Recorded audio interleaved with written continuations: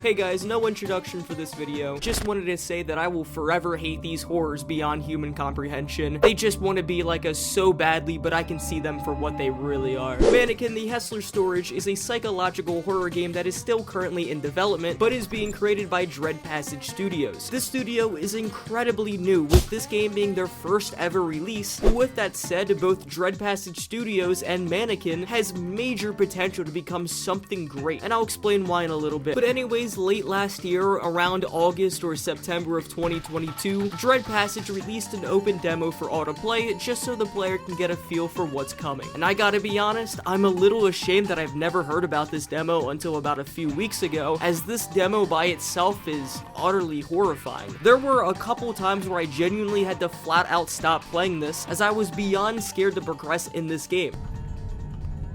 Temp maintenance room.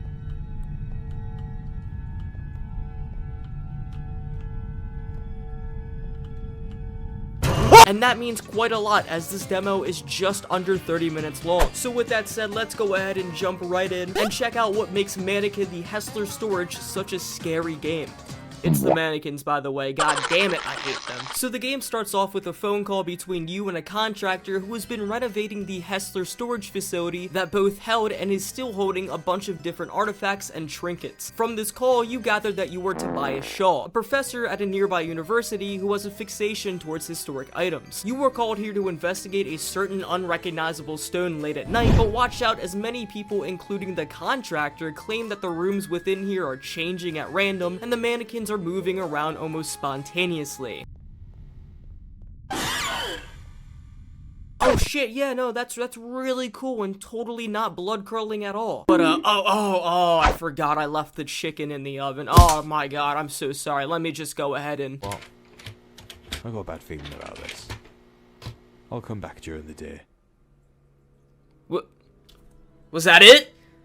Anyways, thank you guys so much for watching. If you do muster up the courage to continue, the stone will be found in the basement below the first floor. Once going down the stairs, however, you'll notice that there's just an empty hallway leading to nowhere. What's weirder is that there's no sign of a second, third, or even a fourth floor in this massive warehouse, and once fiddling with the door in the basement, you'll notice that an entirely different room opens up. Already, the game is seriously messing with you, with how the building is seemingly morphing and changing whenever it wants. It makes the demo feel like there's really never a moment of pure safety for you, as just the little basement puzzle is a major sign for what's to come shortly. And by shortly, I mean almost immediately after. Whoa!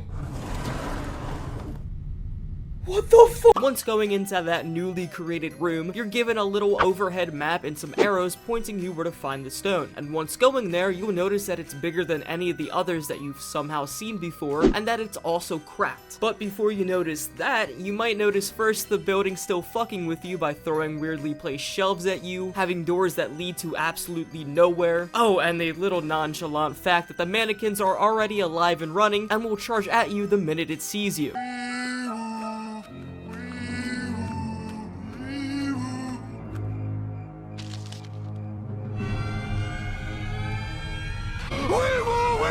Once attempting to leave, the power strangely cuts out and you're locked in the basement with dozens of mannequins that may or may not want to rip you from limb to limb. Your goal is to turn the power back on with the 2 generators that are located in this basement, and then you're practically done with the demo. Well, kind of. There's like a chase scene afterwards, and then boom, thanks for playing. It doesn't sound like there's much in this demo, and I mean, all you did was look at rock, push 2 button, and run. But with that said though, there is a lot to explore within this confined dark space. In total, there's about 15 floors that you can enter, give or take a few rooms, and each of these rooms can contain absolutely nothing. Maybe a painting with a tape recorder giving you a little bit of lore for the full game. There was some lore that I saw that mentioned some hidden artifact here that caused some people to go insane, which could be the reason for all of this happening. It's actually kind of like the concept of Man of Medan, except this game is actually scary.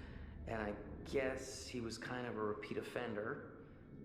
Sounds like nobody liked it very much down there. So, I guess the moral of the story is stay the fuck away from the haunted cargo holds. Haunted. Maybe they just didn't like working there. Yeah, or maybe there are super ghosts. That's... what? Ghosts, but like 16-bit. Yeah, I don't know what you're saying. Super ghosts.